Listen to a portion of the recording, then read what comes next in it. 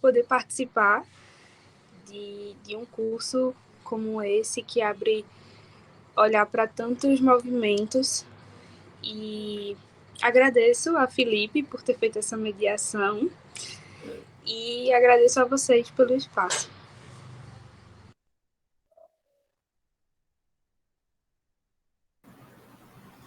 Carol, se tu quiser começar falando sobre o movimento Pancararu, o que é que vocês fazem, quais são os desafios, quais são as conquistas que vocês têm conseguido no decorrer desse tempo, fica à vontade, tá? Tá bem. Eu vou tentar ser bem breve para também não tomar tanto tempo e manter a dinâmica, né, do grupo. Mas o povo Pancararu, ele vem crescente muito grande nos últimos anos com relação à busca pelos direitos que são essenciais, assim, inerentes de todo ser humano. Então, muitas pessoas não conhecem a realidade dos povos indígenas e muitas vezes nem sabem que existem povos indígenas no Nordeste, no Centro-Oeste. Então, é uma distribuição que ela é bem grande no país inteiro e meu povo fica situado no interior de Pernambuco, no sertão de Pernambuco. Fica ali na fronteira entre Alagoas, Bahia e Pernambuco. O povo Pancararu, ele tem uma extensão um tanto grande comparado a um território indígena que normalmente a gente vê. Ele abrange 3 municípios, que são os municípios de Jatobá, Tacaratu e Petrolândia. Hoje ele tem por volta de 8 mil habitantes e o que a gente tem participado muito enquanto jovem, estando dentro da academia, uma coisa, eu curso fisioterapia na UFPB também, que eu esqueci de falar. Uma coisa que a gente tem buscado muito através dos jovens é justamente ocupar esses espaços na luta pela saúde, pela educação, pelas melhorias na educação. Os povos indígenas, pelo menos falando de Pernambuco, que é onde eu tenho mais experiência, a gente tem uma saúde que ela é específica e diferenciada, que ela vem por parte da CESAI, que é como se fosse uma pasta do Ministério da Saúde. Então, nossa saúde ela vem direto do governo federal. A gente tem, através dos municípios e do estado, apenas uma complementação, mas toda a atenção primária ela é feita a partir da CESAI via distrito de SEI, que é o Distrito Sanitário Especial Indígena. Inclusive, hoje eu sou assessora do DICEI, trabalho também na saúde indígena. Então, a gente vem nessa crescente pela busca da melhoria da saúde na atenção primária, porque quando a gente estuda o SUS de uma forma, assim, mesmo que seja superficial, a gente entende que trazendo uma atenção primária bem feita, a gente evita muito média e alta complexidade. Então, a gente busca muito isso, busca essas melhorias. Dentro da educação, ela também vem através de um ensino que ele é específico e diferenciado, onde existem disciplinas que são inseridas dentro do cronograma dos alunos ao longo do ensino médio fundamental inteiro. É mais comum a gente ver escola municipal indígena na parte só do fundamental. O que mais? As escolas vêm do município, são apoiadas pelo município, essa partezinha é diferente. E aí, Pancararu, ultimamente, tem movimentado bastante a luta de uma forma geral no Congresso, tem ocupado espaços que, de fato, são necessários não só para o povo Pancararu, como também para todos os povos indígenas. A gente tem a realidade hoje de ter nossa terra demarcada, foram 20 anos nesse processo, então a gente conseguiu a demarcação em 2000 2019. Ficamos ameaçados por conta disso, porque ao longo desses 20 anos de processo de demarcação de terras, muitos poceiros moravam dentro das aldeias e, pela Polícia Federal, eles tiveram que ser retirados, foram realocados para a zona rural também dos municípios próximos, mas não foi fácil, não foi bem aceito, sofremos ataques, tivemos escolas e postos de saúde incendiados por apoiadores do anterior governo, então tivemos lideranças também muito ameaçadas, então foi um momento muito difícil, mas que hoje a gente enxerga como uma vitória, porque não são todos os povos que têm terras demarcadas. E desde quarta-feira a gente está num processo bem tenso, porque está acontecendo a votação da PL 490, que é a PL que vai determinar a demarcação, e esse direito, que é nosso, constitucionalmente ele foi retirado e foi colocado no Congresso, e foi tirada a autonomia do Ministério dos Povos Indígenas. Então, é algo que é muito sério. Está causando uma tensão muito grande entre a gente, mas a gente segue na luta, a gente segue acreditando que nosso direito ele vai ser devolvido, que nossas terras vão estar seguras, que o agronegócio não vai continuar matando as pessoas nossos parentes, nossa família, nossa terra. Então, a gente precisa continuar nessa luta, e eu tenho visto muito esse levante vindo do meu povo. É algo que me orgulha muito, essa ocupação de lugares. Hoje a gente tem, lá na CESAI, Carmen Pancararu, que é a diretora da Atenção Primária da Saúde Indígena, a DAPSE. A gente tem Rosália Ramos, que é coordenadora distrital do DICEI Pernambuco. A gente tem Paulo, que é o primeiro advogado indígena. A gente tem Elisa Pancararu, que é uma antropóloga, assim, de um conhecimento riquíssimo, que está no pós-doutorado, tem desenvolvido um trabalho muito lindo com a Marcha da Mulher em Brasília. A gente tem articuladores dentro da APOIME, dentro da PIB, que são articulações hoje que têm desenvolvido um movimento muito dinâmico dentro dos poderes, dentro de Brasília, a nível geral. Então, a gente tem crescido, esses espaços eles não foram abertos assim livremente, foi através de muita luta, foi através de muitas mortes, e isso tudo tem acontecido, e a gente tem que continuar acreditando que vai melhorar em algum momento, que nossos direitos vão ser atendidos, porque quando a gente reivindica, não é sobre luxar, é o básico, é saneamento, é água. Hoje, a maior parte das nossas aldeias não tem uma rede de saneamento. Nosso abastecimento de água é feito por carro-pipa. Então, se um carro-pipa quebra, a gente não tem como chegar água nas aldeias, para vocês terem noção da realidade.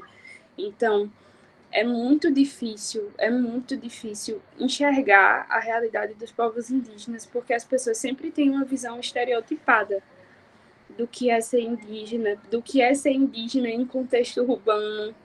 Então, ainda existe muito aquele pensamento de que o indígena de verdade é aquele que tem um olho puxadinho, o cabelo liso, que tem a pele de cor clara, e na verdade não, a gente foi fruto de uma miscigenação que foi muito cruel com os nossos povos. Nós éramos em média 5 milhões, hoje a gente tem uma quantidade que acho que não chega a 1 milhão, e a gente sofreu inúmeras violências de diversas formas ao longo desses 523 anos, e hoje o que a gente busca é reparação histórica, é a valorização do nosso conhecimento ancestral dentro das academias, que é algo que eu, enquanto indígena, tenho debatido muito com os professores, com meus grupos de colegas, porque a gente, muitas vezes, aprende que só o que é válido é o que está no artigo científico. Mas e de onde foi tirado aquele conhecimento? Os conhecimentos sobre fitoterapia, por exemplo, de onde é que eles são tirados? Ninguém, em momento algum, se questiona. E outra violência também que a gente sofre é justamente essa, de pesquisadores virem se acharem no direito de recolher nossos conhecimentos e não darem devolutiva. Então, hoje, pelo menos aqui em Pernambuco, a gente tem a participação do CONDISE, que é o Conselho Distrital, onde a gente tem a participação da aldeia, dos usuários da saúde indígena e da força trabalhadora. Então, é um conselho que ele é formado através de eleições dentro das próprias aldeias e dentro dos trabalhadores da saúde indígena, onde são votados as pautas, as necessidades, onde são trazidas as demandas. Então, é a participação do controle social, que é extremamente importante na manutenção, no reconhecimento, na valorização e em diversas áreas. Então, hoje, para um trabalho ele chegar para a gente na aldeia, ele precisa passar por uma aprovação técnica, ele precisa ser avaliado, ele precisa ter a aprovação do conselho, das pessoas que estão lá dentro da aldeia, e ele precisa dar uma devolutiva para a gente. Então, se você foi lá, coletou dados nutricionais, vamos dizer assim, e você fez sua pesquisa, você concluiu o seu trabalho, você, depois de ter pedido autorização para a gente e ter concluído todo o processo, você volta no momento de reunião nossa e você apresenta, do trabalho que eu recolhi dentro de Pancararu, por exemplo, eu tive esses dados e essa aqui é a realidade dentro do fator nutricional de tanto a tantos anos. Então, é essa devolutiva que a gente quer. Se a gente tem uma academia tão presente, tão dedicada ainda com todos os percalços, que ainda se vale desse conhecimento científico, por que não compartilhar com os povos indígenas de onde você está retirando esses conhecimentos, esses dados? Então, hoje o que a gente busca é muito mais a conscientização das pessoas do que pode ser feito de forma aliada mesmo, e a busca pelos nossos direitos, assim, básicos e de sobrevivência mesmo.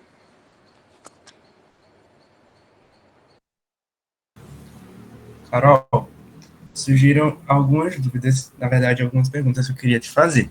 Primeiro, eu queria saber um pouco mais sobre a tua trajetória. Então, para tu falar um pouco de como tu chegou no lugar que tu tá agora e quais as lutas que tu teve que travar para chegar até aí. Essa é a primeira. Certo. Eu tenho só 22 anos, eu ainda sou nova, mas eu cresci na tradição, eu cresci conhecendo o meu povo, eu sou indígena em contexto urbano, mas eu nunca abandonei meu território, então eu tenho laços muito fortes. Minha família, por parte de mãe, é toda de lá, mora toda lá, e eu sempre fui apaixonada pela minha cultura. Então, por muito tempo, eu segui o que era, assim, apresentado para mim. Eu não vou dizer que eu segui a cultura a vida inteira. Não, conheci e participei a vida inteira. Mas cresci dentro de uma igreja e isso também fez. Minha família também foi evangelizada pela Missão Novas Tribos. Então, isso fez com que a gente sofresse um processo de aculturação. E a partir disso, de 15 anos para cá, a gente vem tentando desfazer todo esse processo. Então, eu cresci num lar evangélico e hoje eu não me considero mais porque eu pratico a minha cultura. Eu tenho a minha cultura. Então, isso para mim é suficiente. Há uns 4 anos, um pouco antes da pandemia, eu me aproximei muito por projetos, por processos de fortalecimento da cultura. Então, eu sou produtora cultural dentro do território, eu faço projetos, eu sou produtora da Mostra Pancararu de Música, que acontece há 3 anos com patrocínio da Natura Musical, que é uma empresa gigantesca. Eu tenho alguns projetos aprovados pelo governo federal de Pernambuco, também para dentro do território. Eu trabalho na IO Conexões, que é um espaço que foi construído com muito carinho, com muita força, para receber estudantes jovens que precisam de uma estrutura para estudo. E a gente recebeu o patrocínio da Amplia para a gente conseguir estruturar, e hoje a AIO é um espaço físico. Além de ser produtora, porque eu produzo através dela, a gente também é um espaço de convivência, um espaço de fortalecimento de conexões. Então, a AIO veio para mim, para me trazer para o mundo, da aldeia para fora, para fortalecer, para ter em mim essa missão de fortalecimento. Então, eu não fui da saúde a vida inteira, assim, sempre quis estar dentro da saúde, mas comecei no movimento indígena através da AIO, com a parte da cultura, com a parte de políticas de fortalecimento. Em 2019 eu entrei para o UFPB, através do Enem, curso fisioterapia desde então. Morei no período da pandemia e nos anos posteriores, 1 ano e meio após pandemia, dentro da aldeia, trabalhando lá e cursando à distância.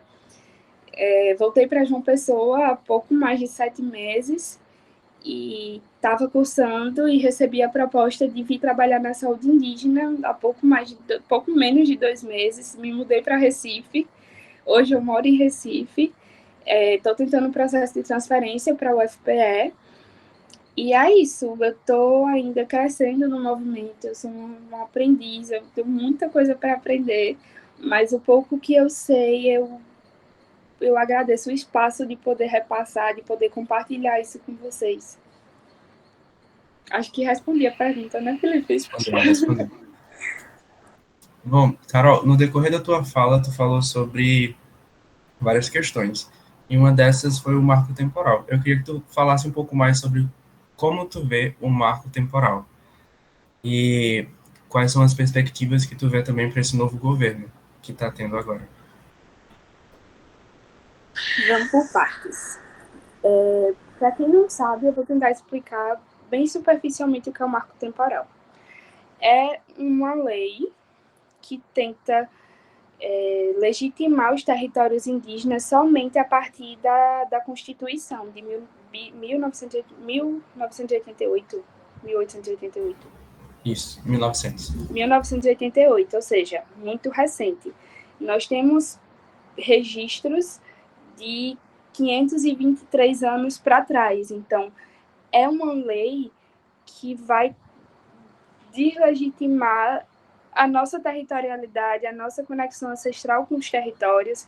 Então, é um desrespeito, é uma falta. A gente vai para os Eu não sei nem descrever de quê. Então, hoje o marco temporal ele tem sido tá vigente porque demarcando esses territórios, não somente a partir de 1988, a gente não teria como ter território disponível para o agronegócio, iria ocupar uma grande parte que é de direito nossa.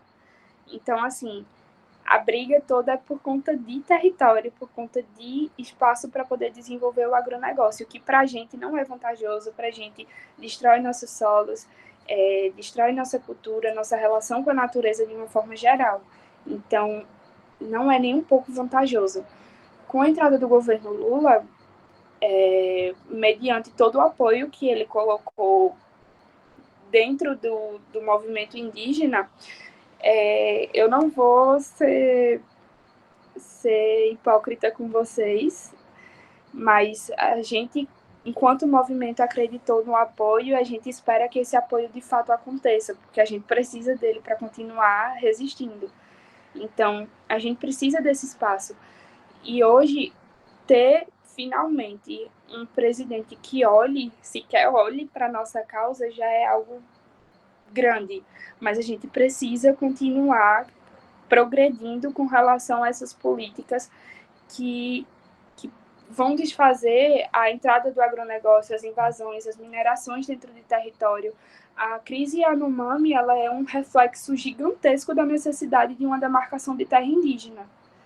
Porque são povos nômades, são povos que têm um idioma próprio e são povos que são extremamente explorados E hoje a gente tem uma quantidade de morte absurda, a gente tem crianças morrendo por desnutrição, crianças morrendo por intoxicação, a gente tem rios morrendo, a gente tem uma área gigantesca da fauna e da flora sendo destruídas. Então, tudo isso iria diminuir, assim, drasticamente com a revogação do marco temporal.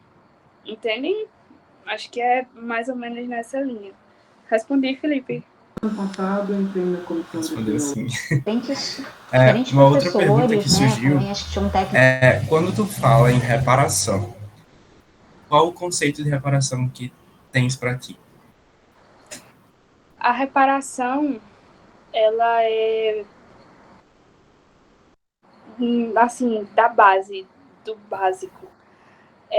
Desde a comemoração do Dia do Índio, que pinta as crianças e faz na boca o reconhecimento que eu falei quando a academia vai para dentro de território fazer pesquisa.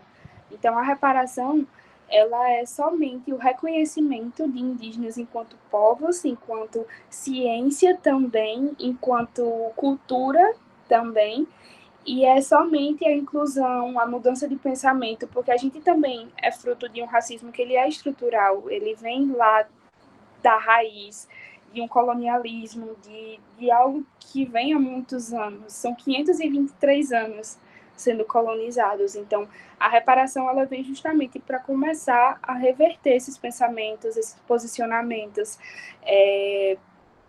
começar a incluir também os povos indígenas em momentos de importância, em decisões, e entender a capacidade disso tudo. Então, é mais ou menos isso. Certo. Já estou terminando para abrir para o público, para todo mundo falar.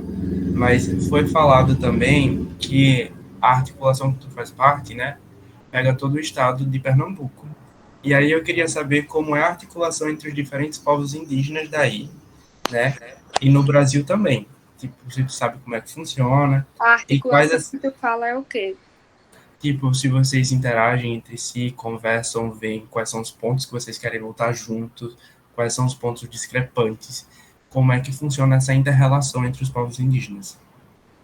Para mim é mais fácil falar dos povos indígenas de Pernambuco, que é onde eu tenho mais acesso. Então, hoje nós temos 18 povos, só em Pernambuco, e aí reconhecidos pelo governo federal, de uma forma geral. A gente tem 14, são 4 que estão em retomada de território, de cultura, nesse processo de reconhecimento. São 18 povos, eles interagem sim. Não vou dizer que é mil maravilhas, porque eu estaria falando de forma muito errada, mas existe sim uma interação, existe sim uma convivência, até porque muitas dessas etnias vieram a partir de um ponto só. Por exemplo, Pancararu, a partir de Pancararu, do território e da cultura, vieram mais 6 povos. Então, com o processo da construção da usina hidrelétrica, onde tiveram que realocar o fluxo do Rio São Francisco, perdeu-se uma ponte entre esses territórios, então eles se dispersaram. E a partir disso foram criadas, assim, surgiram outras etnias que também são reconhecidas. Então existe sim um diálogo muito dinâmico, muito presente. Nós nos consideramos parentes. Óbvio, existem desavenças, não vou dizer que não existem, existem. Mas quando a gente se coloca para a luta, quando a gente se coloca para se reunir por melhorias, por nossos direitos. No Condize, por exemplo, a gente tem conselheiros distritais de cada etnia onde a gente se reúne. Então, existe uma participação muito presente de cada um desses povos na luta em si. E de Pernambuco para o Brasil, de uma forma bem superficial, ainda é complexo. Falar de povos indígenas no Nordeste ainda é muito complexo, porque não existe um verdadeiro reconhecimento. Então, muitas vezes, nossas etnias, nossas crenças, nossa própria cultura também é deslegitimada dentro do próprio movimento de indígenas, por exemplo, do norte, que tem um idioma próprio.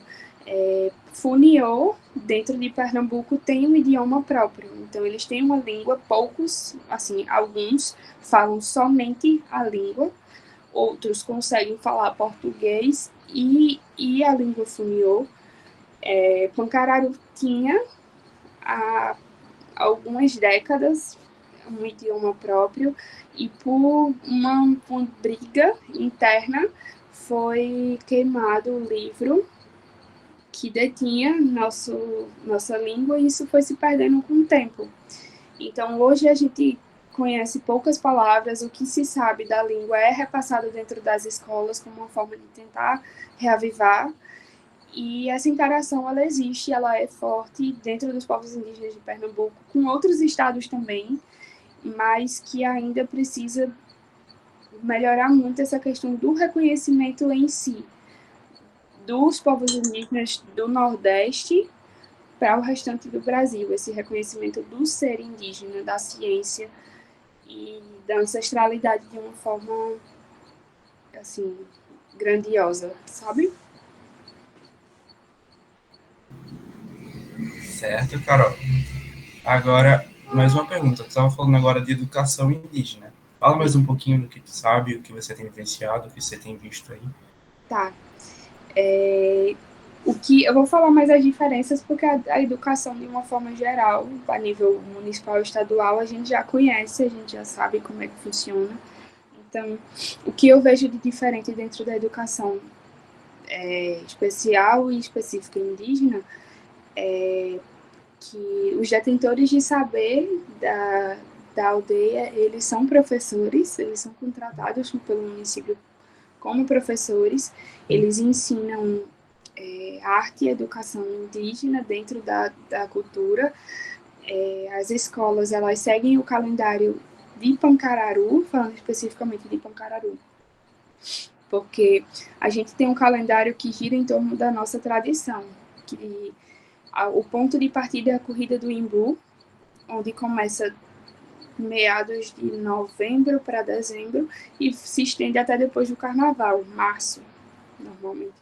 Então, todo o calendário escolar gira em torno dessa festividade, desse momento onde nossa cultura é mais ativa, é mais forte, e ao longo do ano inteiro acontecem eventos, acontecem festividades que são seguidos e o calendário obedece cada uma dessas festividades. Então, no momento que tem uma festividade, um menino no rancho, por exemplo, não tem água, eles suspendem as aulas para que todos possam participar. Acho que chegou uma pergunta aqui. Calma. Chegou. Vocês não Perguntaram. têm professores indígenas na aldeia? Sim, tem. Os professores de arte e educação indígena, eles são estritamente indígenas, mas aí existem professores que são contratados pelo município também para dar aula. Respondi? Respondeu. E a última, para poder abrir para o pessoal, para todo mundo participar, durante a tua trajetória aí no povo Pancararu, você conheceu a educação popular com a convivência com o seu povo e como foi? Eu acho que a educação popular está presente no ser indígena de uma forma completa, assim. Desde os conhecimentos que são passados através das gerações, desde as rodas de conversa que a gente faz naturalmente, desde os momentos de tradição, onde os mais velhos ensinam os mais novos como é que precisa acontecer, como precisa ser respeitado. Então a gente tem esse respeito, assim, gigantesco por quem é mais velho, pelos nossos detentores de saber, pelas rezadeiras, pelos pajés. Então, eles são nossos maiores professores, eles são guias no crescimento, no desenvolvimento da gente enquanto ser humano, enquanto indígena. A educação popular dentro de um território indígena, ela está na rotina, ela está no dia a dia, ela está na tradição que é seguida, que é respeitada, ela está no chá que minha avó me ensina para cólica e eu passo para alguém, ela está no reconhecimento da nossa vegetação, dos nossos animais, ela está desde a farinha que é plantada na mandioca e a gente recolhe e tem todo o processo para poder fazer o beiju, a tapioca, a farinha, tudo. Então, a nossa cultura em si, ela é uma forma de nos educar, ela é uma forma de nos trazer para quem a gente é. Então, ela está presente em tudo. Muito obrigado, Carol. Eu que Agora agradeço. a gente vai abrir para quem quiser falar. Aí, Lorinalda já se inscreveu. Pode falar, Lorinalda. Eu, aqui, né, em Pernambuco também. Tá baixo o teu microfone. Tá baixo? Deixa Tá. eu aumentar. Ela é a nossa... É do nosso povo, do nosso estado, né? Não sou indígena, sou não indígena, mas Carol é do nosso povo, Pancararu. Eu tenho estudantes chucurus, uniões e aticum, né, na universidade. E aí eu tenho duas perguntas para ela. Uma é em relação, Carol, à questão da saúde. Como é que é essa relação da saúde dos pajés, né? Da saúde dos mais velhos, das mais velhas, no que diz respeito aos cuidados da tradição, né? Da ancestralidade. Como é que se isso chega até os postos de saúde dentro dos povos, né? Onde vocês estão localizados, que é uma área grande, né? Vocês estão meio que separados, né? Os pancararus, cada um num lugarzinho diferente, né? Eu tenho um estudante de doutorado que ele é de Petrolândia. Eu não sei se tu conhece, Júnior. Daqui a pouco ele vai defender o doutorado dele. Só vendo foto, é muita gente. É muita gente, Júnior né? de quê?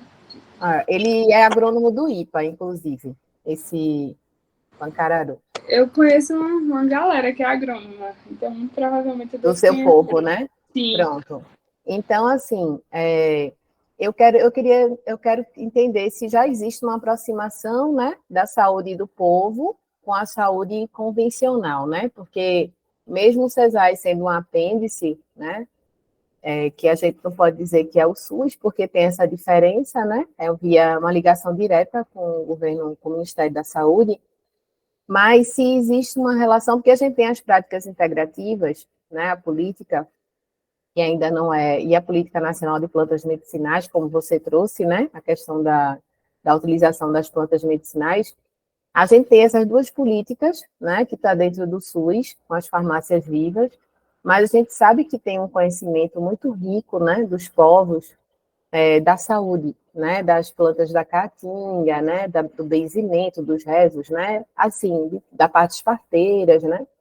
E aí eu gostaria que você trouxesse um pouco como é que anda essa saúde, se ela está viva no território, né, porque com o processo de colonização, né, a gente perdeu muito, né, povos perderam muito com a perseguição das práticas, né, dos seus rituais, né, e aí os pajés, que são os médicos, né, os curandeiros, né, dos povos, eles, como seu Zequinha, né, no povo chucuru, que é o que eu conheço, e outras curandeiras do povo chucuru, que é o que eu sou mais próximo, das cambiuais, e aí eu gostaria que tu trouxesse um pouco se existe uma aproximação da CESAI, né, com a prática, e como é que o povo vê, né, se ainda está em evidência, né, dentro dos povos, as pessoas que cuidam da saúde, né, dentro dos povos. Isso é uma pergunta. A outra é em relação a você mesmo, né, quando você está desaldeada, que você sai, né, dessa interação toda com o povo, e passa a morar, que no seu caso você foi para mais longe, né, foi para João Pessoa, e passa a morar desaldeada, né? Eu tenho a minha aluna, saúde, quando ela chegou, né? Ela chegou para fazer biologia com a gente ainda estava nessa transição usando máscara, e ela dizendo, né, como era difícil para ela sair do povo, a Ticum, né, que é bem próximo a gente aqui, que eu estou em Serra Talhada, né, ficar desaldeada, né, e como as pessoas do povo vê que ela está saindo, né, para ficar morando fora, né, e que na época da pandemia teve muitas questões em relação, principalmente a questão da vacina, né, quem ficou desaldeado, teve até um conflito, né? Porque a gente tem muitas pessoas dos povos que acabam saindo do seu povo para trabalhar, para estudar, né? Por várias questões. E aí a gente, dentro da universidade, eu percebo que falta ainda, sabe, a gente se organizar nesse sentido, né? De como acolher vocês, né? Do povo. A gente sente isso também com o pessoal quilombola quando chega, né? Os povos tradicionais, de uma forma geral, né? Aqui em Serra Talhada a gente tem uma quantidade de camponeses muito grande, são poucas pessoas da área urbana que vêm estudar aqui no sertão, né? Na UFRPE.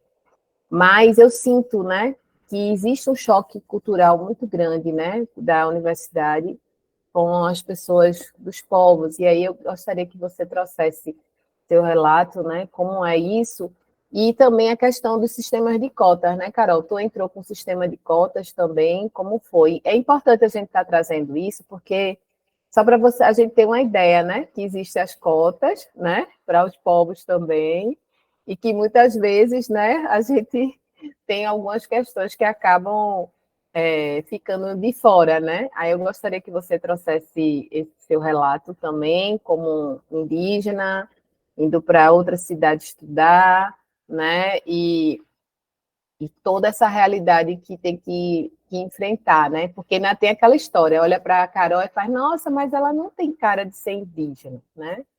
Então, por que ela entrou com cota, se fosse o caso, né? Então, são várias questões que é feito eu, quando eu me autodeclaro preta, né? O pessoal fala, mas você não é preta, você tem a pele tão clarinha para se autodeclarar preta, né? Então, a gente acaba percebendo que são lutas muito próximas, né? Sim, Não muito. é isso? Pronto, essa é a eu fui a primeira a perguntar, né, Felipe? Mas a minha pergunta parece um jornal. Mas eu vou ficar bem quietinha, só escutando ela falar. Eu vou começar a responder de trás para frente, tá? Começar pela questão das cotas. Eu não entrei na universidade por cotas, porque no período em que eu fui vestibulanda, eu já morava em João Pessoa, eu fui bolsista a vida inteira, em escolas particulares, e por ter tido a oportunidade de estudar numa escola particular, eu não me sentia à vontade para usar a cota. E, teoricamente, não poderia, porque hoje a cota indígena ela é restrita aos estudantes de escola pública. Então, na Paraíba, eu conheço pouquíssimos indígenas que estudam lá, e foi algo que foi muito difícil para mim me sentir acolhida, porque a própria universidade, mesmo na minha declaração, no processo de inscrição, ter colocado como indígena, ter as comprovações físicas para isso, eu não me sentia acolhida dentro da própria universidade. Os professores olhavam para mim e diziam que eu não tinha cara ou me questionavam. Então, eu sofri também alguns preconceitos. Então, volta naquela história da reparação do racismo estrutural. Então, vira um ciclo. E aí, essa questão da faculdade foi bem difícil. Aí a segunda pergunta foi sobre eu ser desaldeada. A minha relação com o território, ela vai muito além do sentimento, ela é espiritual. Então, existem momentos que eu preciso voltar, ponto. E é muito difícil, porque são realidades completamente diferentes. A sensação que eu já até conversei com o Felipe sobre isso. A sensação que dá é que a gente vive em dois mundos separados. É estranho, é difícil. A gente se sente acuado pela grandeza das coisas, pelos barulhos, pela falta de ter vegetação, de ter mato mesmo, de estar rodeado de mato, de de sentir a paz do lugar. Então, o ritmo da cidade ele é muito caótico e a gente, enquanto indígena, sente muito isso. E a primeira pergunta foi sobre a questão da saúde, não foi isso? Da interação com a saúde ancestral e a saúde que hoje a gente tem enquanto SASAI. Então, a saúde indígena hoje ela é pautada, ela é fundamentada dentro dessa interação, ela precisa dessa interação com a saúde ancestral e ela é respeitada. Um exemplo disso é a interação das equipes de polo base, que cada etnia tem um polo base que é como se fosse um ponto de apoio da saúde, onde existe uma equipe que faz monitoramento, que faz atendimento, encaminhamento. Então, existe, a maior parte desse pessoal é indígena, já começa daí, então o acolhimento ele é diferente, a percepção ela é diferente, o respeito também, os curandeiros, os pajés, as rezadeiras, eles estão presentes em todo o território, falando de Pancararu, e sei que em outras etnias como Cambiuá, como Aticum, como Funiô, como Pancará, eles também estão muito presentes, eles são respeitados, eles são parte, assim, peça fundamental no funcionamento da aldeia, na dinâmica da aldeia de uma forma geral. Então, existe uma interação entre a saúde que vem do governo, a saúde externa, e a saúde ancestral. Eles dialogam, eles são respeitados, e é um princípio dentro da saúde indígena o respeito com a ancestralidade, com essa saúde, e ela vem antes, essa saúde ancestral. Um exemplo disso é o parto. A gente tem parteiras, a exemplo Mãe Doura, que foi reconhecida como patrimônio vivo. Mãe Doura é Pancararu, ela é parteira. Existem documentários sobre as parteiras indígenas de Pancararu, de Chucuru. Elas têm webinários, então é algo que hoje é documentado e que está aí disponível para quem quiser conhecer. Existe o respeito, existe a interação. Por muito tempo se lutou para que esse conhecimento ele fosse respeitado. Hoje a gente tem Mãe Doura, que é técnica em enfermagem de formação, mas é parteira, faz parto em casa. Quando o parto complica, que ela sabe que precisa ir para o hospital, ela leva e ela entra junto com a paciente. Então, essa barreira tem sido quebrada. Não vou dizer que é sempre, não é.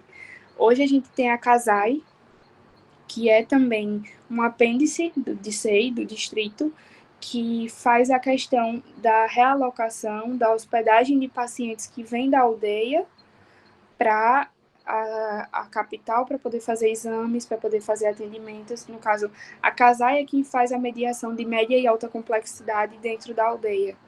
E vai buscar no território, a gente tem carros disponíveis para ir buscar, para ir deixar, para buscar na rodoviária. Existe essa dinâmica, porque a saúde ancestral ela existe, ela é viva, mas a gente também precisa dessa saúde ocidental do governo. A gente precisa fazer exames, a gente precisa ter nossa integralidade dentro da saúde. E isso também perpassa, vai além do campo espiritual e também perpassa pelo campo da saúde que a gente conhece na academia. Então, a gente também precisa de exames, a gente tem ações em saúde, a gente tem a educação permanente, porque existem maus hábitos dentro da saúde, como o alcoolismo, que é assim, tem sido tem se tentado combater a partir de políticas em educação permanente, que é um pilar do DICEI, da saúde indígena, e aí muitas vezes entram parcerias com universidades, a UFPE é muito presente nisso, e outras universidades também levam estudantes, levam professores e dialogam junto com a equipe de saúde e levam conhecimento para dentro das aldeias, fazem esses processos de educação permanente várias vezes ao ano. Então, é um processo de formiguinha, mas ele acontece, essa interação existe e ela tem sido fortalecida de uma forma muito respeitosa. Acho que eu respondi tudo.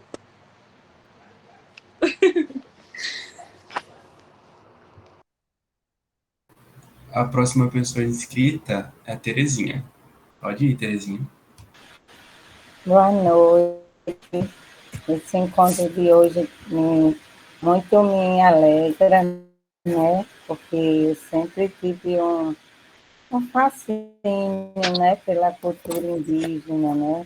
Pela originalidade, pela questão da interação com o próprio universo, a natureza. Então, isso para mim me atrai, enche meu espírito de alegria quando eu falo das coisas da natureza e das pessoas que fazem parte dessa natureza. Então, eu quero primeiro agradecer esse momento, né, de Eu te agradeço. experiência de você, Carolina. Então, eu queria saber, assim, curiosidade mesmo, como é que na sua comunidade, né, onde você também recebeu as tradições, como são feitos como é realizado o uso das plantas medicinais, né, naquela região, que a gente sabe que cada região tem sua fauna, né, e que elas são exploradas, né, para como terapia complementar. E a gente sabe que hoje é complementar, porque a gente sabe que outros saberes, né, também foram adicionados na questão do cuidado, como você acabou de dizer. Mas o quanto é importante essas práticas, no sentido também de não focar no uso de alopáticos, né, na própria dependência a fármacos, né? Então, nesse sentido, como é que é a experiência das plantas medicinais?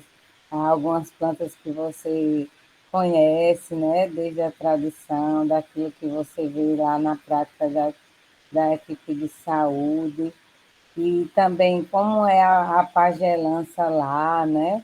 As experiências assim, que você acha interessante. Eu sou muito curiosa para saber sobre assim, como é realmente que acontecem essas práticas, né? Então, tem muita coisa dentro dessa visão que eu não posso compartilhar por questões, assim, internas. Mas é presente. A nossa interação com as plantas medicinais, ela é muito forte. Desde a emburana, que a gente faz um chá e melhora para certa coisa, como, por exemplo, o chá da folha de goiabeira, que ajuda na dor de barriga, com dar banho com folha de anduzeiro em criança que está com muita secreção, ajuda a soltar, com... Enfim, inúmeros, a gente conhece muito da nossa vegetação, das nossas plantas, e num momento de cura vindo através de um pajé, a interação dele com a natureza. Muitas vezes ele vai ter ali uma receita, uma preparação de um chá, de um remédio que só ele vai saber fazer, porque é naquele momento, entende? Então, muito disso também não é repassado, porque é durante aquele momento de cura. E isso, assim, não tem como se questionar. Mas existem plantas que são do convívio mesmo. Macerar a folha da pinheira para dermatites, alergias. Samelão, que é melão de São Caetano, também para dermatites e alergias. Então, existe muita essa interação com plantas que normalmente a gente acha que é mato, que não serve para nada, mas que tem uma utilidade, que tem uma funcionalidade e uma aplicabilidade imensa, assim. Então, existe e é muito presente. No momento de cura, é o pajé quem está lá e quem estiver intercedendo, e é aquilo, é entre eles. Então, muitas vezes vai acontecer dele usar uma planta para curar certa coisa que ele usaria em outro momento para outra pessoa ou não. Então, é um segredo dentro da tradição. Cada pajé tem sua forma de fazer, tem remédios que eles têm, que eles não podem passar a receita e curam a gente na hora. E aí a gente, nessa prática de querer sempre as coisas prontas e de querer sempre as coisas fáceis, assim, na mão, como a gente pega um remédio, um comprimido e toma, a gente quer a receita. E não, assim, não funciona dessa forma. Muitas vezes eu preciso ir me encontrar com esse pajé, dizer para ele o que é que eu estou sentindo, ter uma conversa, ele me indicar alguma coisa, ou me dar algo que ele tem pronto. E eu não preciso saber o que é aquilo. Minha fé, junto com aquele remédio, ela vai me curar do que eu estiver sentindo. Então, vai muito nessa perspectiva. Eu vejo a individualidade no cuidar, né? Esse respeito pela peculiaridade da demanda de cada pessoa, e esse ser não só como um ser físico, mas como um ser espiritual, emocional, mental, né? E que Exatamente. interage com a criação. Isso.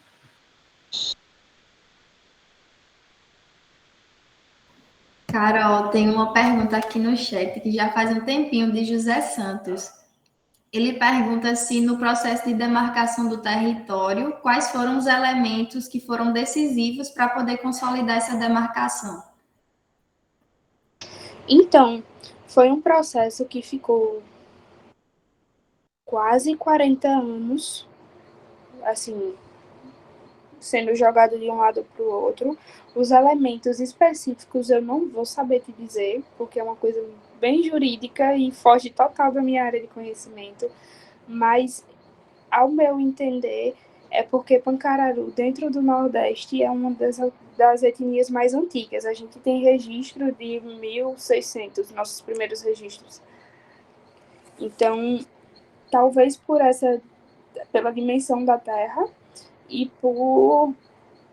pela questão do tempo de registro, pela questão da própria articulação e mobilização dos povos daqui, eu não sei te dizer especificamente quais são o que foi levado em conta para Pancararu ter o território demarcado. Até porque eu sei que não é a única etnia que tem. Hoje, há muitas etnias, inclusive agora no acampamento Terra Livre, em Brasília, foram demarcados mais 6 territórios, entre eles Cariri-Chocó, que é Alagoas, e pega um pouquinho de Pernambuco, se eu não me engano. Ou é só Alagoas. Mas territórios que são muito próximos, que são do Nordeste, no Ceará também teve um território demarcado. São muitos territórios, é muito urgente, mas dizer para você com precisão quais foram os critérios que foram levados em conta, eu não vou saber, tá? Mas posso pesquisar, me informar e trazer depois, passar por Felipe. Tá certo. Antes de liberar para a Lilian, né, tem mais uma pergunta de Lorinalda. Ela pergunta se vocês fazem o culto da Jurema. Então, faz, mas são em momentos muito específicos. Tem etnias que fazem também, que é Pancará, que eu conheço, assim.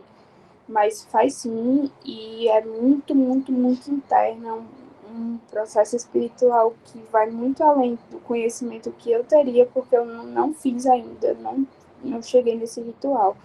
Mas ele acontece sim. Certo. Lília, pode ficar à vontade, viu? Vocês me escutam? Escuta, né? Sim. Um pouquinho baixinho para eu aumentar aqui. Isso melhorou agora. Melhorou? Boa noite a todos, né? É um prazer estar aqui com vocês. Eu sou Lilian Sampaio, sou enfermeira de formação, tenho trabalhado com parteiras há muitos anos, né? Trabalho com parteiras desde 2000 e estou com uma felicidade imensa aqui, né, de escutar a Ana Carolina, que é uma Pancararu, né? Eu fiz minha dissertação com as parteiras Pancararu, tá? Fiz com Mãe Dora, com Juliana, com Tia Ana, né? Pois é, fui para o território, né? Eu fiz uma pesquisa qualitativa, então fui para o território, fiquei durante um período longo, né, com elas, justamente para entender como é que Pancararu fazia esse repasse, né, passava esse aprendizado das parteiras tradicionais, como Mãe Dura e Tia Ana, por exemplo, passaram seus saberes para Juliana, né, para Luciene, né? E aí eu fiquei lá durante um tempo fazendo essa pesquisa, né? Passei a pesquisa no Condize, né? Devolvi a pesquisa para as parteiras dentro do território. Que bom. E eu tirei foto sua agora, mandei para a Mãe Dora. Ela está me respondendo aí. Ela está me respondendo. E aí, assim, eu estou muito feliz de você estar aqui, né, de falando um pouco, né, compartilhando os seus saberes, o saber do seu povo, né, falando um pouco de educação popular, que é o cerne do nosso curso, né, mas também trazendo quanto o povo pancararu ele trabalha com plantas medicinais, né, toda parteira tem tem uma horta no seu quintal, né? O quanto o povo ele faz essa troca conosco, né? Que somos pesquisadores, que respeitamos esses povos. Então, assim, dentro, claro, dos limites, o povo pancararu ele faz essa troca. Então, para mim, que sou uma enfermeira, eu fui para lá aprender com as parteiras pancararus e elas me receberam de braços abertos. E aí, quanto eu aprendi de estar nesse território? Meu Deus, como eu aprendi! Né? Aprendi e criei, e tenho amigas até hoje, né? Essas mulheres. Então, assim, Ana Carolina é mais uma mulher forte de Pancararu, né? Porque ela começou dizendo, vejam que ela só citou mulheres, né? Ela citou Carmen, né? Ela citou do Mãe Dura, né? Que Mãe Dura é patrimônio vivo de Pernambuco. Ela citou Elisa, né? Que a Elisa é fantástica, né? Elisa que hoje já está no pós-doutorado, né? Então, assim, e Ana Carolina está se fazendo uma mulher forte e guerreira, tanto quanto essas outras, né? Só precisa de tempo, né? Precisa de tempo, porque Mãe Dora hoje está com 58, né? Então, assim, mas você está nesse caminho, né? E aí, o que eu queria te perguntar, dentro desse momento, assim, desses estudos que eu fiz, eu vi que muitas jovens, né, hoje elas não querem mais seguir o caminho do partejar dentro da etnia, né? Sim. Mas hoje em Pernambuco, a etnia pancararu é a etnia que faz, né, que conduz mais parte domiciliar, né? A gente tem em média 1 a 2 partes domiciliares por semana na etnia pancararu. Então, é a etnia de Pernambuco que preservou parte domiciliar. Inclusive, as mulheres elas não querem fazer parte do hospital, né? Assim, ir para o hospital é atípico para as mulheres pancararus, né? Dos casos. Isso, é o último caso. Elas querem parir em casa, né? Parir dentro do território, com aquele território que é tão significativo, né? O nascer dentro do território, veja o significado disso, e o morrer no território, porque as pessoas morrem em Pancararu e são enterradas dentro dos cemitérios, do cemitério de Brejo dos Padres, do cemitério do Cacheado, né? Então, assim, nascer no território e morrer no território. Então, quanto isso é importante para esse povo, né? Eu queria perguntar se você já teve interesse, né, de seguir nessa arte, né, nesse saber do partejar das mulheres pancararus, porque realmente é muito forte o partejar, né, em domicílio em Pancararu é um destaque, né, dentro de Pernambuco e que dirá no Brasil, né? Era essa a minha curiosidade. Antes de tudo, muito obrigada pelas palavras. Eu estou muito honrada, muito lisonjeada, e eu acho que eu cresci num lar de mulheres muito fortes. Carmen é minha tia, Rosália é minha tia, Elda, que também trabalha na saúde indígena a vida inteira, que é da equipe de saúde mental hoje, mas a técnica de enfermagem trabalhou com parto por muitos anos. Então, minha mãe, que não trabalha na saúde, mas que foi através dela que que eu aprendi a reconhecer e aprendi a ter esse laço tão forte com a minha família, veio dela. Então, se não fosse por ela, eu não teria nem metade da força que eu tenho e nem tão pouco o amor que eu tenho pela minha família, pela minha ancestralidade. Então, essas mulheres, eu acho que existem sim muitas referências, inclusive a maior parte é de homens, mas são minhas referências e é de onde eu tiro meus conhecimentos, é com quem é onde eu me espelho. Então, antes de ser convidada para a saúde indígena, eu voltei de Pancararu destinada a procurar um curso de doula.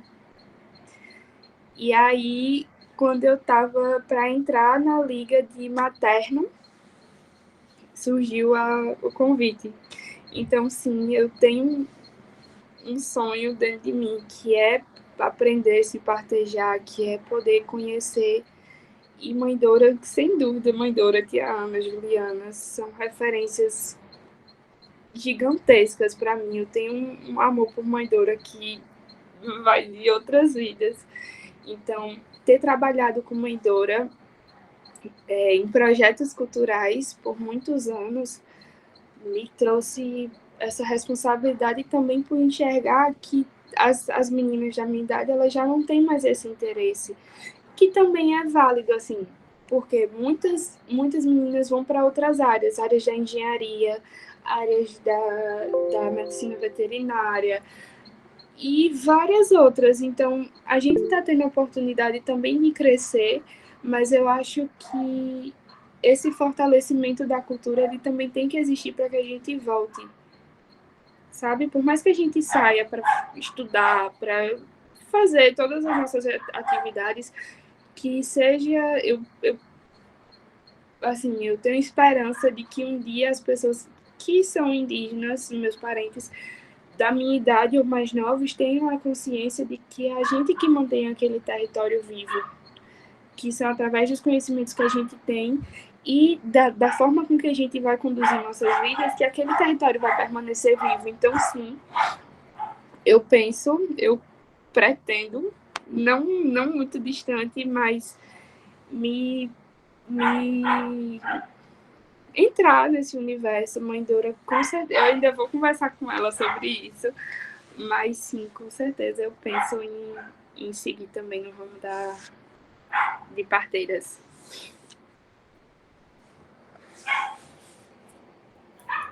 Carol, tem mais perguntas aqui no chat. Tá. Para tu, antes de abrir para a Glaudemir. Tá. De início, ela tá falando, né, que você foi criada em igreja evangélica, depois de um certo tempo passou a vivenciar a cultura indígena, e para você essa mudança, ela foi fácil para você se adaptar com os costumes da aldeia? Me adaptar com os costumes de aldeia nem tanto, porque eu cresci no meio, então eu conhecia muita coisa, eu tinha um entendimento ainda que superficial de como as coisas funcionavam. O que mudou foi meu olhar. O período em que eu comecei a me afastar da igreja foi quando eu entendi o que participar de tudo aquilo repercutia dentro da minha etnia, dentro da minha cultura, e foi só voltar o pensamento um pouquinho na história. Não a história que é contada pelos brancos, mas a nossa história, que é contada por quem veio antes de mim, pelos meus ancestrais. Então, foi muito mais um ato político, porque foi justamente no período do governo passado que eu decidi, por não me identificar com a ideologia, por ver como as coisas estavam se moldando, não me identificar com a ideologia, não me identificar com a forma com que aquilo vinha acontecendo, e simplesmente me afastei e me entendi de verdade como um ser e um corpo indígena que vai muito além do físico, é muito mais ancestral, e reconhecer isso me trouxe uma força que eu desconhecia e que eu ainda em partes desconheço, mas que eu sei que existe dentro de mim, entende? Sim, vamos ouvir Glaudemir agora. Fica à vontade. Obrigado. Boa noite, Carol. Primeiramente, obrigado pela leveza e clareza com que você está passando os conhecimentos. É de uma sabedoria que é maior do que a sua idade, do que a sua vida. Muito obrigado. Obrigada. Carol, a minha pergunta é a seguinte: eu conheço na região do Centro-Oeste, Mato Grosso precisamente, algumas etnias, os Carajás, Chavantes, Tapirapés e outros. E lá, o desafio grande é fazer com que a juventude indígena continue a conservar sua cultura, seus conhecimentos, seus valores. E a pergunta é, aqui no Nordeste, que eu conheço um pouco, conheço bem pouquinho lá do seu povo, lá na região de Floresta, muito pouco. Mas a minha pergunta é, aqui, vocês têm esse mesmo desafio ou está mais light, digamos assim? Infelizmente, não. A realidade é a mesma. Existe uma parcela considerável de jovens da minha idade que estão entrando no movimento pela necessidade de fortalecimento mesmo, por reconhecer que nossos mais velhos eles estão ficando cansados e a gente precisa seguir para que toda a nossa etnia continue viva. Então, nossa cultura, nossa ancestralidade. E aí, através desse levante jovem, a gente tem tentado trazer também quem está ao redor, trazer a questão do pertencimento, que também tem passado por um processo de aculturação que é muito forte.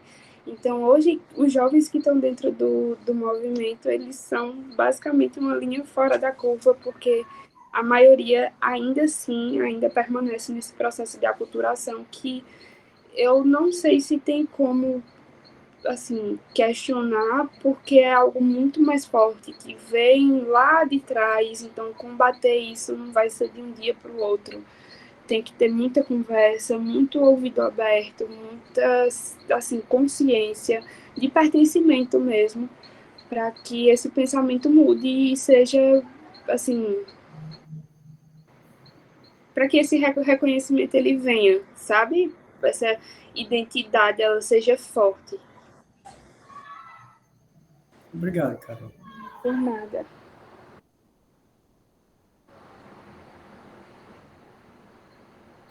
Mas alguém tem mais... Laura.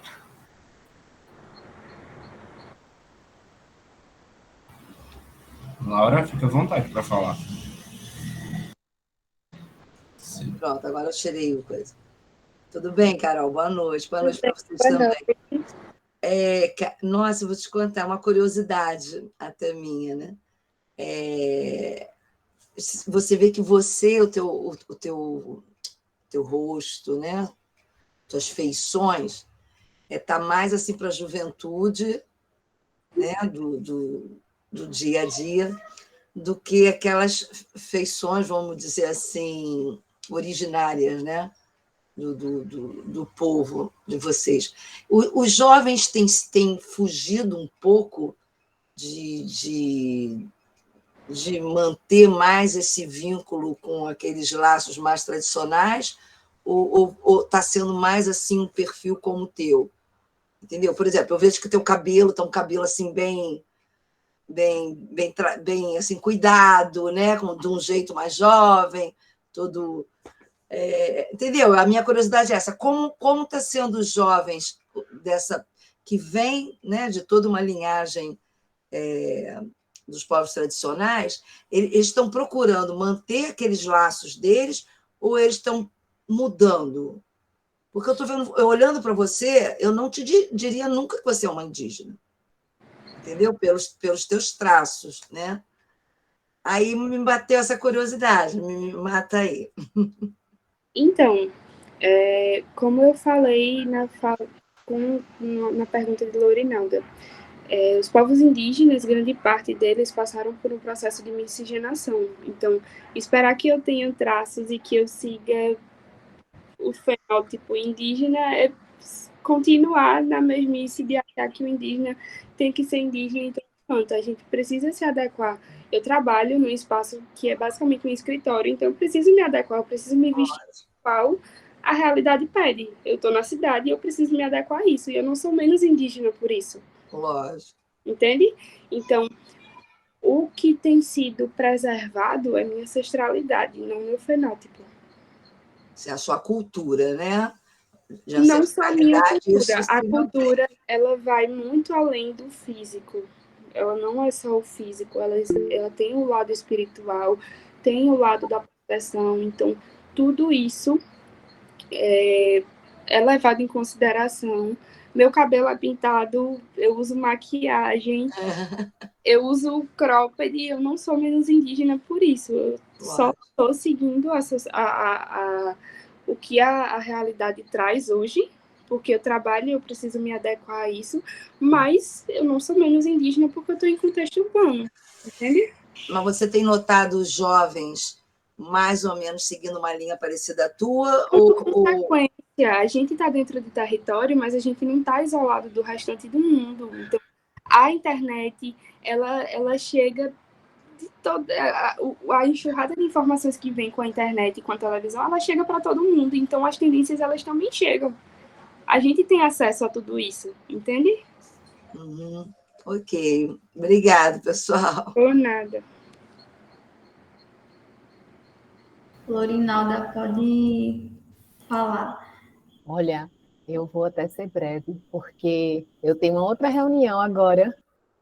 Eu estou na coordenação da conferência da Cannabis, né? Que vai para a reunião da Conferência Nacional de Saúde. Essa fala que Laura traz parece com meus filhos, quando foram para a Assembleia a primeira vez, Chucuru, e chegaram lá e viram os jovens tudo no celular, usando o celular, e eles disseram, mãe, eu não sabia que eles usavam celular. Eu fiz, filho, deixa eu dizer uma coisa para você, né? Essa questão da gente achar que, porque os povos são indígenas, principalmente da região Nordeste, que sofreram essa colonização genocida, né? E a gente esperar que a gente está vivendo na região Norte, né? Porque as condições das populações da região Norte, principalmente as etnias mais afastadas, né? Que são mais preservadas nesse sentido, a gente vê realmente, a gente chega lá falando de capim-santo, eles não sabem o que é capim-santo, né? Que é uma planta que foi introduzida. Eles conhecem as plantas nativas, né, da região, as endêmicas. Mas para ver, né, que até hoje a gente ainda tem esse estereótipo, né, Carol? É muito forte. É feito o que acontece com o povo preto, né? Eu me declarar preta, dizer, como assim que você é preta? Você tem a pele, você é tão clarinha para ter, né, ser preta. Então, essa questão da xenofobia, né, em si, né, que a gente acaba vivenciando em vários espaços, né, na saúde, na educação, dentro da universidade, né, e que esses 4 últimos anos foi muito forte, né, a xenofobia, da gente estar sempre fazendo estereótipo, né, a gente está tendo esse imaginário, né, que o povo indígena ele tem que estar pelado, usando uma sainha, né? Ou tá o dia todo usando maquiagem de urucum, né? De genipapo, né? Que demora só para sair, né, Carol? Passa 7 dias para sair. Então, a estudante, quando foi para a Assembleia, ela se pintou toda de urucum e ia para o casamento no outro dia. Ela não foi, né? Porque não tinha nem como ajeitar a make dela, tinha que ter botado 3 dedos de make para tentar disfarçar o genipapo do rosto, né? Então, assim, eu mesmo nunca fui para, quando eu estou trabalhando com os povos, eu nunca entrei numa roda de toré, porque, para mim, na minha cabeça, isso é apropriação cultural. Eu gosto de respeitar muito o território, aprovar. Nunca tomei da Jurema, eles vêm, Laura, experimenta a Jurema, mas eu sou tão reservada na minha espiritualidade, essa questão de apropriação, que eu sou uma pesquisadora muito atenta, né, de estar ali vivenciando as práticas junto com as comunidades, mas isso eu estou falando de mim. Eu tenho vários colegas da Etno que já tomaram Jurema, que dançam toré, que se pintam de urucum, de genipapo, mas eu sou mais de apreciar, né? Eu gosto muito de vivenciar, de silenciar quando eu estou nesses espaços sagrados, né? Eu gosto muito de estar nesse lugar. E assim, é muito lindo, né? A gente sente a força, né? Dos encantados, quando está lá, a gente sente a presença, a gente não precisa ser da religião A, B ou C, né? Para sentir a presença. da espiritualidade, dos encantados, principalmente quando a gente está numa região que tem muita mata, né? Tem muita natureza próxima, né? Tem a Mãe Tamaim, que qual, né, for que estiver por perto. E a gente tem que ter esse entendimento, né? Porque na Assembleia Chucuru que teve agora, vem gente de todo lugar do mundo, né? Além dos povos, vem gente de vários outros países ter essa vivência, porque ele abre a Assembleia para todo mundo, é diferente do Oricuri, né? Dos pipipãs, das cambuás, que é mais reservado. Curi, também tem Oricuri. Tem. Como você trouxe da sua etnia, que a Jurema é mais reservada, né? É uma coisa mais menorzinha para poucas pessoas, né? Então, a gente sente que tem dimensões diferentes, né? É a mesma cosmovisão entre os povos, mas existem as dimensões diferentes. Então, esse processo da colonização, né? Do povo branco aqui, dos afros, né, descendentes, o povo preto, ele sentiu a cosmovisão dos povos indígenas muito próxima deles, né, o povo da África. Então, por isso que... Uma proximidade... cultural, ela passa pelo físico. Isso. E tanto é que a gente chega e vê nos povos, né, a gente vê os terreiros da macumba, como eles falam, os caboclos, né, justamente por causa dessa mistura do povo preto com os povos originários da gente do Nordeste, e também teve a mistura, né? A gente não sabe como foi, se foi estupro, o que é que foi, né, Carol? Com o povo branco, né? Então, eles carregam essa marca do povo branco, como todos nós, né? Somos mestiços, principalmente a região Nordeste, é onde a gente consegue ver mais. Então, a gente tem que trabalhar na educação popular essa questão da xenofobia, sabe, Pedro? Porque realmente ela se reproduz ainda nesses espaços. E ela, assim como o racismo, ela é muito sutil. Isso. E aí a gente acaba trazendo, né, perguntas, palavras, né, que quando a gente vê, a gente está, né, entrando nesse debate. E como é importante a gente discutir essa questão da xenofobia nesses espaços de educação popular, porque aí a gente vai estar trazendo, construindo, né, junto com a base, né, com os povos, seja num quilombo, né, seja em alguma comunidade com os povos originários, né, até os camponeses também, né, a gente está construindo esses espaços, porque a gente chega na área do campo, aí tem a mulher negra, a mulher branca, e aí fica várias questões de racismo ali, né, já definido, e que fica se repetindo, culturalmente se repetindo por todas as gerações, né? Então a gente tem que estar trazendo essa discussão da xenofobia, né? Que a gente trouxe, né? A gente sente, né? Sim. E aí, Carol, como sempre, as pessoas que mais sofrem a xenofobia, a gente acaba tendo que tentar fazer o diálogo, né? De forma que a gente consiga avançar, né, Carol? Sim, e aí sai da perspectiva da agressividade, porque a gente já não tem mais energia mesmo, sabe, para discutir dessa forma. Então, a saída que eu vejo, inclusive, muito obrigada por essa fala, Lorinalda. A saída que eu vejo é realmente investir em educação,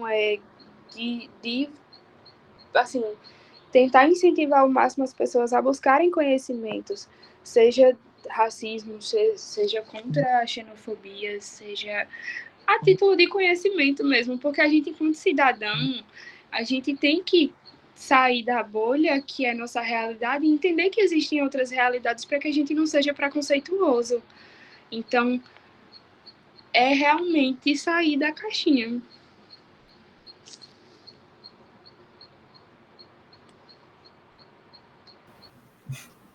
Terezinha, pode ficar à vontade para abrir o microfone. Só continuando com sair da caixinha e crescer como pessoa, né? Quando a gente sai da caixinha, a gente cresce.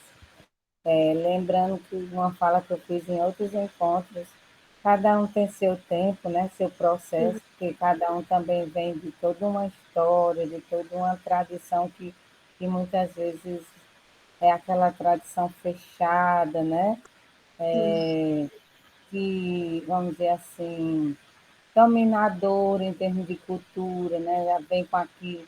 Então, também não é fácil para esse processo acontecer com todas as pessoas. Por isso que a questão estrutural é algo muito complexo para a gente vencer. Mas é assim, passo a passo, né? Dialogando, crescendo, né? Fala, Ana, fala. Pode falar, é importante te ouvir.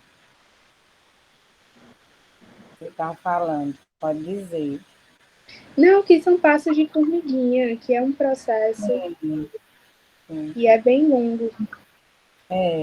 Aí eu queria, assim, falar de uma conversa que eu tive com uma aluna minha, que eu sou preceptora, eu sou trabalhadora da atenção primária, aí eu tenho os alunos do curso de odonto. Aí, nesse semestre, uma aluna da clínica, que eu estou sendo preceptora, é de origem indígena, e outra do estágio de saúde coletiva, que está no início do semestre. E aí, elas duas conversaram comigo, que são oriundas de comunidade indígena, que vivem a tradição também. E aí a gente ficou trocando, né? Na verdade, eu recebendo esses conhecimentos, que eram as experiências dela, mostrando as fotos.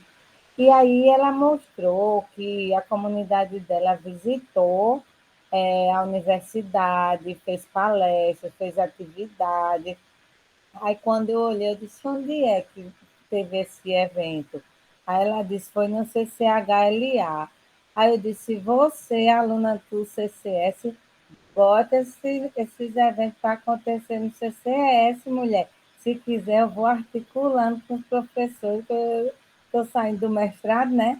Aí falar com os professores lá de saúde coletiva, que é para esses eventos acontecerem também lá na área de saúde. É tão importante ela mostrando os pajés que foram lá, da palestra, mostrar o trabalho, mostrar a cultura.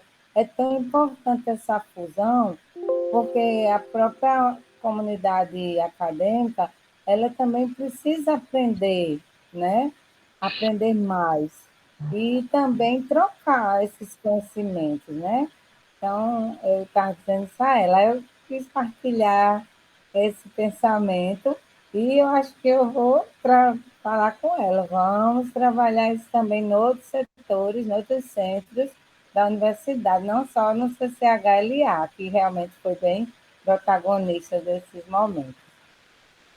Então, eu senti muita falta no período que eu estive na UFPB desse acolhimento, dessa abertura.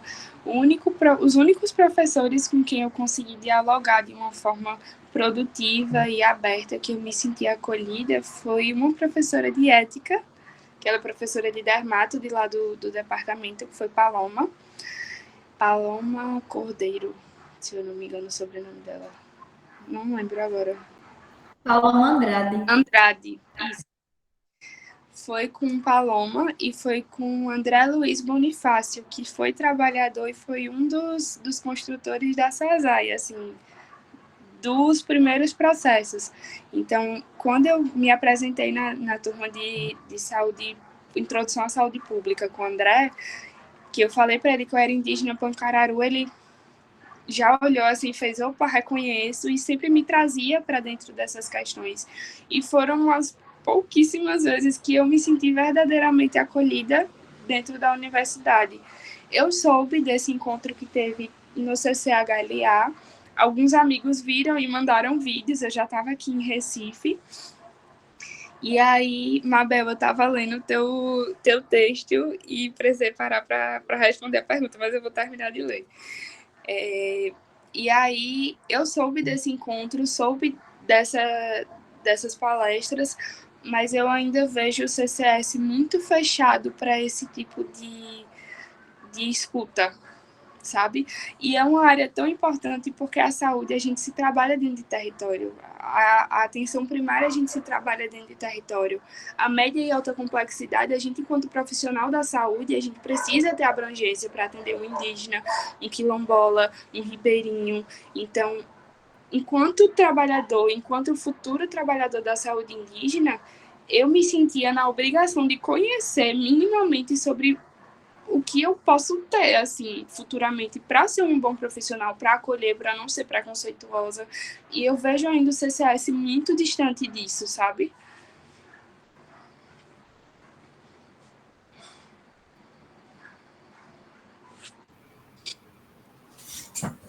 Alguém tem mais alguma pergunta?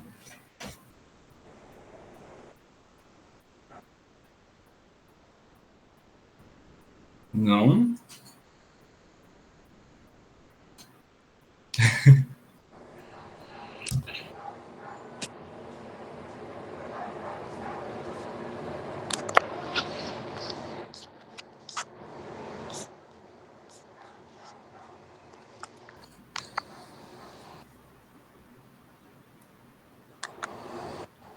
Carol tá acompanhando o chat. Eu tô olhando o chat. Tá acompanhando.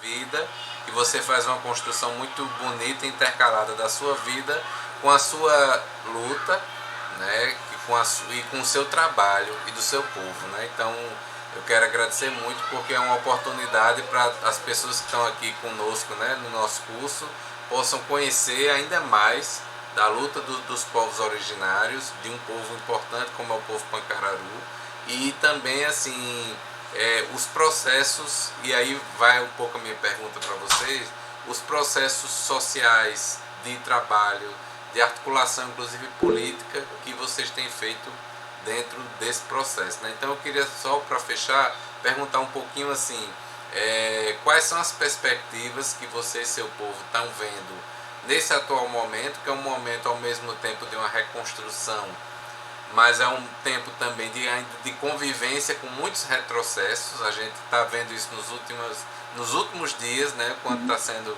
difícil. Mas, enfim, quando você olha para frente, quais perspectivas que você tem? E se você pudesse falar para a gente, assim, de alguma maneira, de que forma é que a educação popular, essa pedagogia freiriana, que a gente aqui discute muito, você acha que ela pode ajudar tanto na educação do seu povo, como na educação dos nossos povos todos em diálogo? Como é que você vê isso aí? Obrigado. Eu vi no chat que tem um pessoal já saindo, gente que estiver saindo, muito obrigada. Eu amei a partilha com vocês, eu estou muito grata. E Pedro respondendo tuas perguntas. Sobre a primeira pergunta foi com relação a... Estava com a resposta prontinha na cabeça, oh meu Deus. Foi... As perspectivas do governo em relação Isso. Tá. Eu tenho percebido o processo de formação acadêmica muito presente dentro das aldeias, em especial de Pancararu. Os jovens têm tido essa necessidade de, realmente, é uma necessidade de sair do território para poder pensar em estruturar a vida e hoje o mundo ele exige que a gente tenha minimamente uma formação. Então, dentro da saúde a gente tem processos seletivos via convênio que priorizam vagas para indígenas. Abre vagas somente para indígena e quando essas vagas não foram preenchidas, aí é que a gente abre para o público de fora. Mas para dentro de área, para trabalhar, por exemplo, na saúde dentro da área indígena, a prioridade é que seja indígena. Quando abre para fora, porque não foi preenchida a vaga.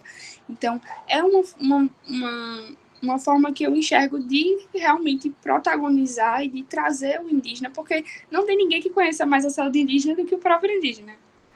Então, é uma forma de protagonizar, é uma forma de reconhecer, de incluir, de trazer para perto e de reconhecer, eu tenho um profissional que é bom aqui, que tem formação acadêmica e que tem um diferencial que é conhecer da cultura dele e ter facilidade, porque quando a gente conhece nossa cultura, a gente tem facilidade para ouvir e aprender de outras pessoas. Então, de trazer esse profissional para perto, eu tenho visto projetos de extensão de algumas universidades. A UFSCar recebe muitos indígenas, então, desde o processo acadêmico, que existem universidades que têm processos seletivos estritamente indígenas, a UFSCar tem, a Unicamp tem uma parceria com a UFSCar, que eu acho que nos últimos anos tem acontecido e tem incluído muitos indígenas dentro da Unicamp. Existem muitos trabalhos de extensão, de pesquisa de indígenas para indígenas, então é um fortalecimento surreal que tem acontecido.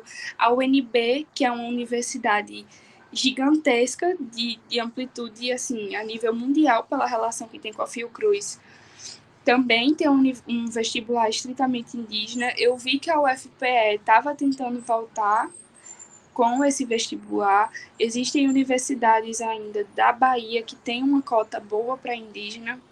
Então, eu acho que esses processos de valorização, eles têm que vir de dentro, assim, da academia, e aí para que cresça e seja visto lá fora, entende? O processo acadêmico, infelizmente, ele é injusto, ele não abrange todo mundo. O que se tem de cota hoje dentro das universidades é muito pouco, quando se leva em consideração a questão de experiência.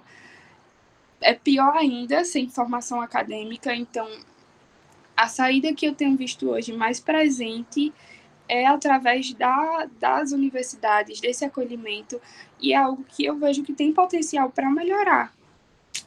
E a tua outra pergunta foi?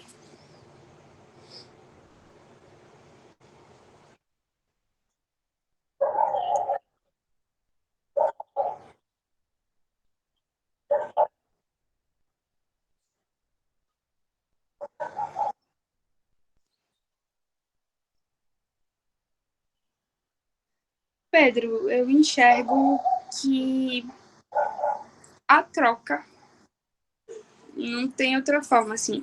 Se eu vou falar de saúde indígena, se eu vou falar de aprendizado, de conhecimentos indígenas, trazer um indígena para poder falar sobre isso. Se eu estou querendo inserir algum tipo de educação permanente popular dentro da minha aldeia, por que não trazer uma pessoa que tem a especialidade, que tem um diálogo aberto com a comunidade para poder fazer essa troca? Então, pelo menos Pancararu nunca foi fechado para receber essas trocas. Inclusive, elas são muito presentes, tanto que Lilian, como universitária, como acadêmica, passou meses dentro de território, compartilhando e aprendendo com Mãe Dora e com outras parteiras também. Então, é uma vivência que, a partir da troca, eu enxergo que ela pode ser muito valiosa quando a gente tem um olhar minimamente sensível de receber e doar algo da gente para aquela pessoa também.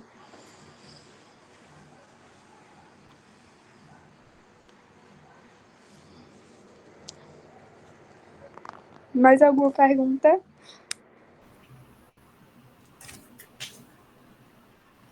Acredito que não. Então a gente está caminhando para os momentos finais. Eu sou meio suspeito de falar, porque eu admiro muito a Carol, eu conheço ela já faz um tempo, e desde que eu conheci ela, que eu soube que ela foi um cara eu falei, meu Deus, eu tenho que levar ela para o curso.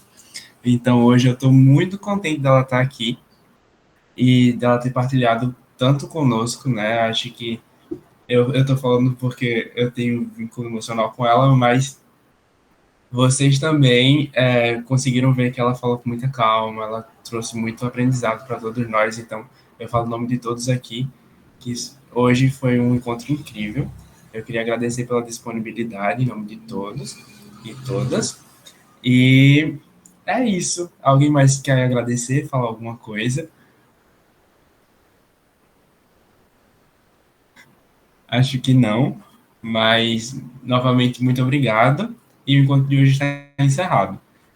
Eu só queria, antes de determinar tipo, que vocês saiam, dizer que o link da presença está no chat, então, por favor, preencham, é muito importante que vocês preencham. E que a atividade 2, ela ainda está com a vigência aberta, vai até segunda-feira, dia 31. Tá bom? E é isso. Eu queria muito, muito, muito agradecer a Felipe pelo convite. De fato, ele já tinha falado bastante sobre o curso para mim e precisava que eu viesse. Eu não imaginei que fosse ser uma partilha tão bonita. Eu estou bem, bem feliz, bem grata. Muito obrigada pela escuta, muito obrigada pelas perguntas que foram respeitosas, que foram atenciosas. Eu estou de verdade muito grata. Obrigada, Felipe. Obrigada, Andréia. Obrigada, gente. E é isso. Eu vou pedir para Felipe deixar meu contato com vocês. Se vocês precisarem de alguma coisa, eu estou à disposição. Muito obrigada. Gratidão.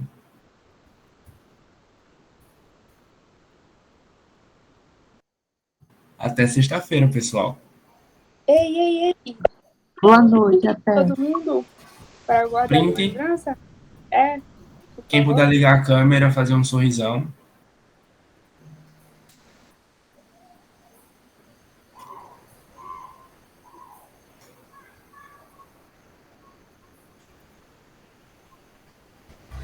Tirou? Tirei. Pronto.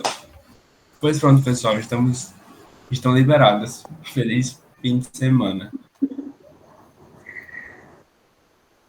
Demarcação já.